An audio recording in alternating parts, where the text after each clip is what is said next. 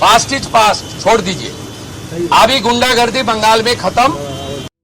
ಸ್ನೇಹಿತರೆ ನಮಸ್ಕಾರ, ನಾನು ನಿಮ್ಮ ರಾಕೇಶ್ ಆರುಂಡಿ. ಬಂಗಾಳದಲ್ಲಿ ಬದಲಾವಣೆ ಬಯಸ್ತಾ ಇದ್ದಂಥ ಪ್ರತಿಯೊಬ್ಬರಿಗೂ ಕೂಡ ಇದೊಂದು ಬಿಗ್ ಅಪ್ಡೇಟ್ ಅಂದರೆ ತಪ್ಪಾಗಲಿಕ್ಕಿಲ್ಲ. ನೋಡಿ, ಸುವೇಂದು ಅನ್ನೋ ಸುನಾಮಿಗೆ ಅಲ್ಲಿನ ಪೊಲೀಸರೇ ಹೊಂದ್ಕೊಳ್ಳೋದಕ್ಕೆ ಸಾಧ್ಯವಾಗ್ತಾ ಇಲ್ಲ ಅನ್ನೋ ಚರ್ಚೆಗಳಾಗ್ತಾ ಇರೋದು ಯಾಕೆ ಅಂದರೆ, ನೋಡಿ, ಸುವೇಂದು ಅಲ್ಲಿ ಮೂಲೆ ಗುಂಪಾಗಿದ್ದಂಥ ಕಾನೂನು ವ್ಯವಸ್ಥೆಯನ್ನು ತನ್ನ ಕಂಟ್ರೋಲ್ಗೆ ತೆಗೆದುಕೊಳ್ಬೇಕು ಅನ್ನೋ ಮಹತ್ವಾಕಾಂಕ್ಷೆಯಿಂದಲೇ ಹೋಮ್ ಮಿನಿಸ್ಟರ್ ಪದವಿನ ತಾನೇ ಉಳಿಸ್ಕೊಂಡಿರೋದು.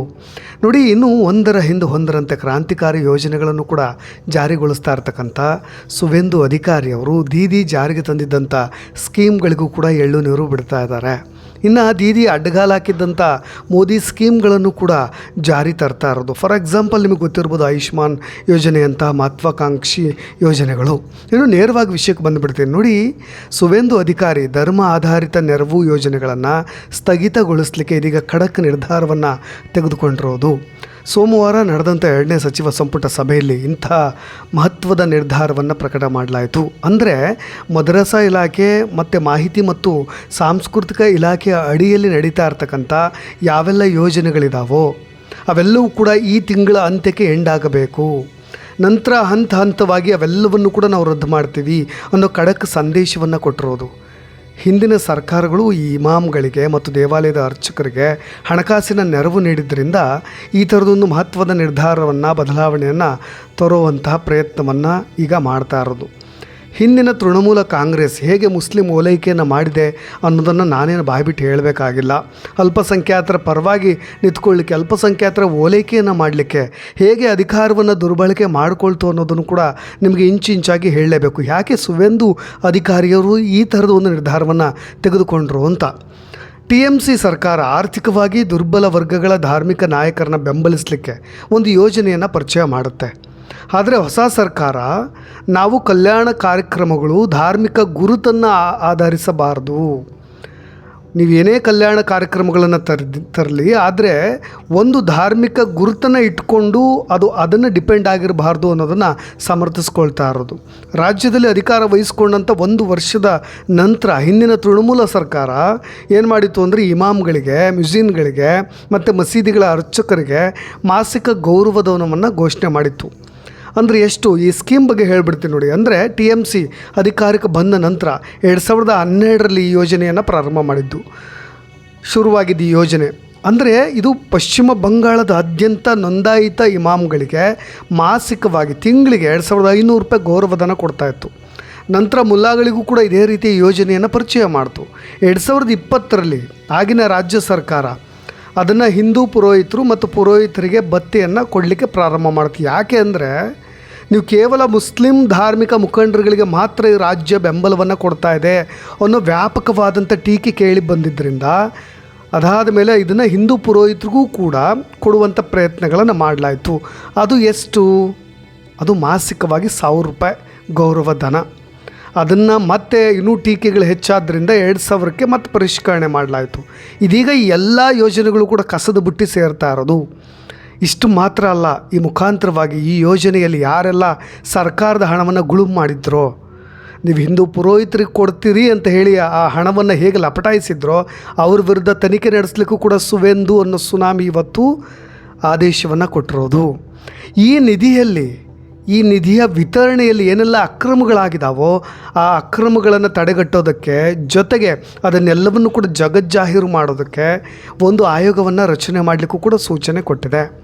ಮಮತಾ ಬ್ಯಾನರ್ಜಿ ಸರ್ಕಾರದ ಅವಧಿಯಲ್ಲಿ ನಡೆದಂಥ ನಿಧಿ ವಿತರಣೆಯಲ್ಲಿನ ಅಕ್ರಮಗಳ ತನಿಖೆಗಾಗಿ ಈಗಾಗಲೇ ಸರ್ಕಾರ ಒಂದು ಆಯೋಗ ರಚನೆ ಮಾಡಿದೆ.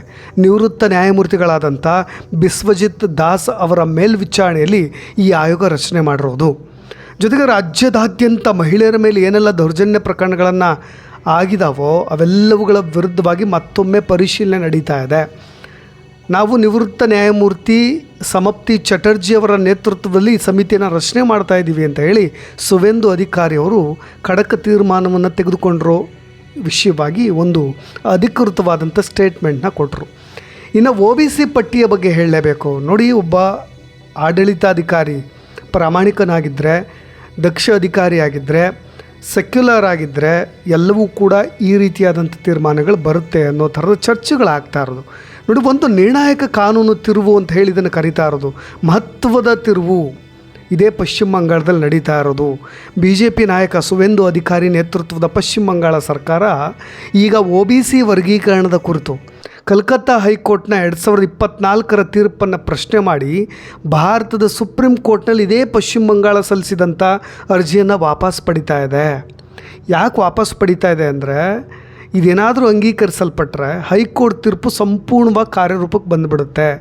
ಇದಕ್ಕೋಸ್ಕರವಾಗಿ ತೃಣಮೂಲ ಕಾಂಗ್ರೆಸ್ ಮುಖ್ಯಸ್ಥೆ ಮಮತಾ ಬ್ಯಾನರ್ಜಿ ಅವರು ದೇಶದ ಸಾಂವಿಧಾನಿಕ ತತ್ವಗಳಿಗೆ ವಿರುದ್ಧವಾಗಿ ಮುಸ್ಲಿಂ ಮತ ಬ್ಯಾಂಕನ್ನು ಓಲೈಸುವ ಒಂದು ಕೆಟ್ಟ ಕೆಲಸಗಳನ್ನು ಮಾಡಿಬಿಟ್ಟಿದ್ರು. ಅದೀಗ ರದ್ದುಗೊಳಿಸ್ತಾ ಇರೋದು, ಅಂದರೆ ವಾಪಸ್ ತೆಗೆದುಕೊಳ್ತಾ ಇರೋದು.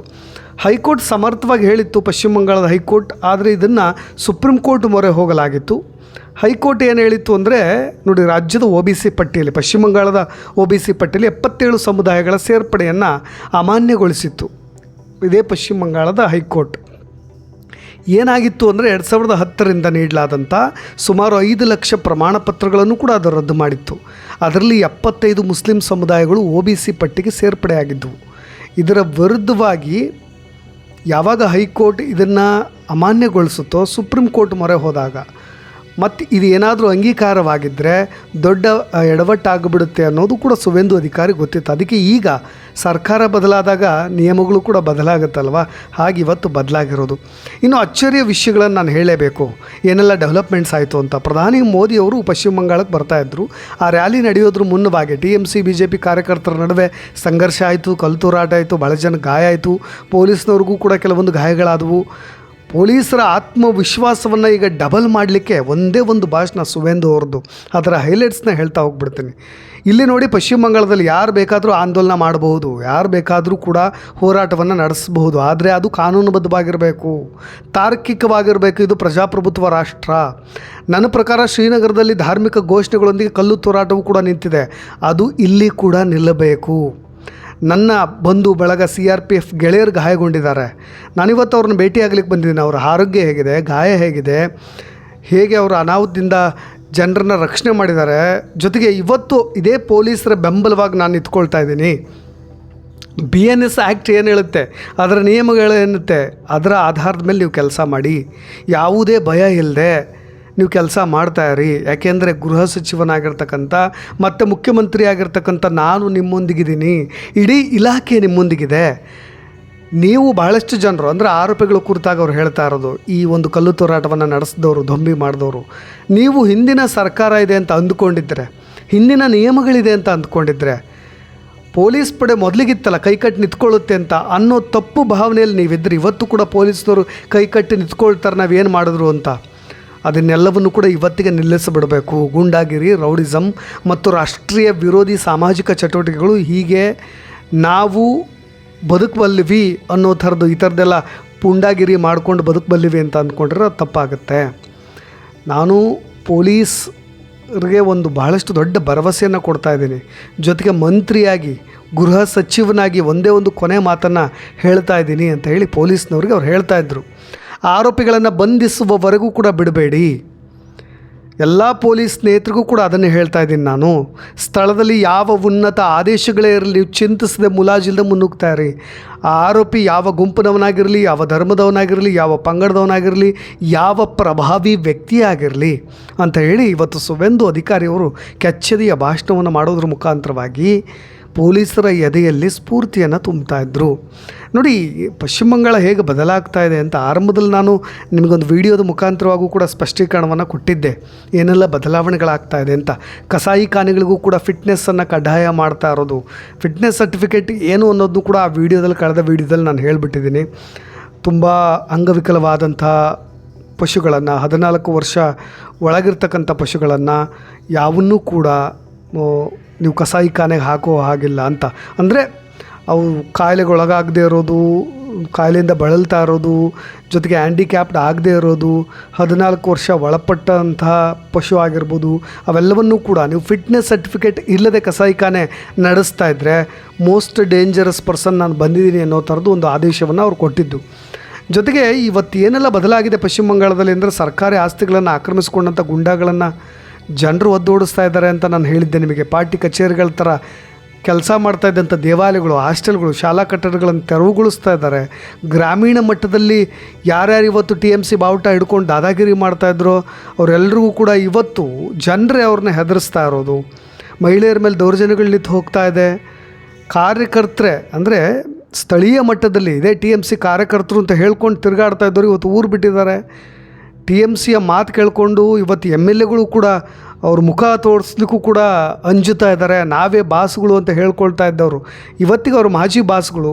ಬಟ್ ಅವರೆಲ್ಲರೂ ಕೂಡ ಜಾಗ ಖಾಲಿ ಮಾಡಿರೋದು. ಇನ್ನು ಬಂಗಾಳ ಮತ್ತು ಬಾಂಗ್ಲಾದೇಶ ಗಡಿ ವಿಚಾರವಾಗೂ ಕೂಡ ಒಂದು ಮುಳ್ಳು ಬೇಲಿಯನ್ನು ಹಾಕಲಿಕ್ಕೆ 105 ಎಕರೆಯನ್ನು ಕೊಟ್ಟು 45 ದಿನಗಳ ಗಡುವನ್ನು ಕೂಡ ಕೊಟ್ಟು ಹೇಗೆ ಅಲ್ಲಿ ನೀವು ಅಕ್ರಮ ನುಸುಳದಂತೆ ಏನೆಲ್ಲ ಕ್ರಮಗಳನ್ನು ತೆಗೆದುಕೊಳ್ಳಲಾಗ್ತಾ ಇದೆ ಅಂತ ಇನ್ನೊಂದು ಬಿಗ್ ಡೆವಲಪ್ಮೆಂಟ್ ಆಗಿದ್ದು ಸುಮ್ಮನೆ ಹೈಲೈಟ್ಸ್ಗೋಸ್ಕರ